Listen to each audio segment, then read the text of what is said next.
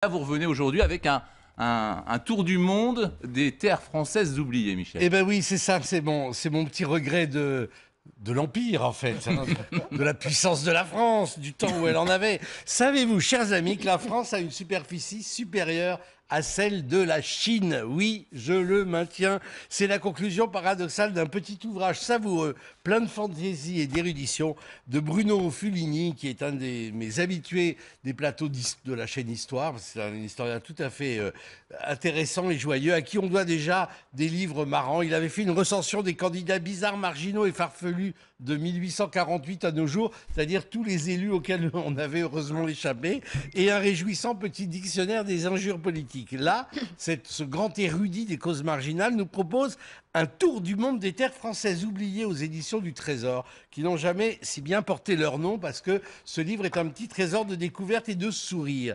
Savez-vous ce que sont que les TAF? Les TAF, ce sont les terres australes et antarctiques françaises. Elles puisent. Je croyais que vous alliez me parler de travail. Non, non, non.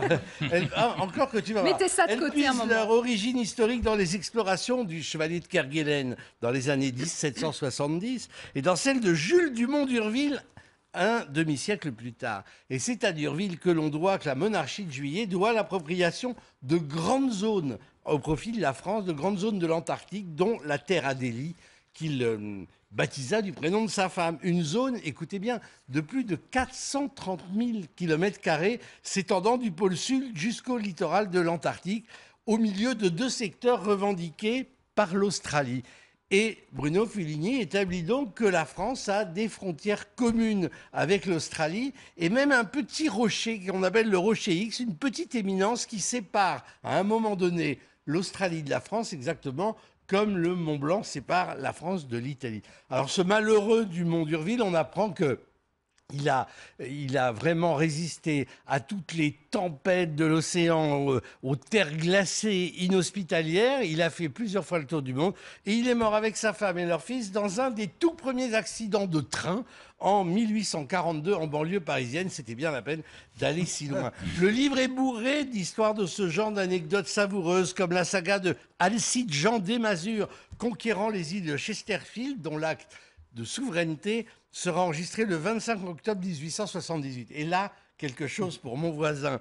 L'aventurier croyait faire fortune en mettant main basse sur cette ville parce que, à l'époque, il y avait une source de revenus tout à fait conséquente, c'était le commerce du guano, les excréments d'oiseaux. C'était en effet la seule richesse de l'île Longue. Eh bien, vous croyez pas, à peine le mec avait mis le pied sur l'île, que on envoyait un agent du fisc pour prélever un impôt sur le commerce du guano. Et voilà aussitôt notre ami Desmazures qui voit débarquer le couple Martin, dont monsieur était agent du fisc chargé de contrôler si l'impôt rentrait bien. Au bout de 3 mois de cette terre absolument inhospitalière, le couple d'agents fiscaux obtient sa mutation immédiate.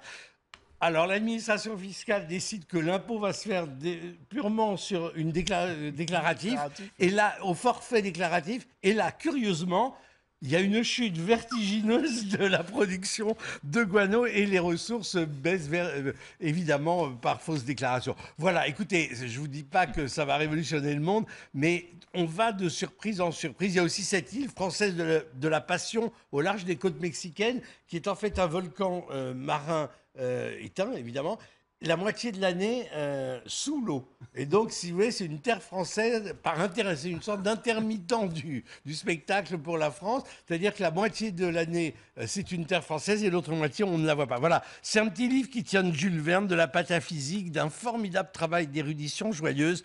Lisez-le et laissez-vous embarquer par ce tour du monde des terres françaises oubliées. Merci beaucoup, Michel. Merci pour ce moment de plaisir partagé.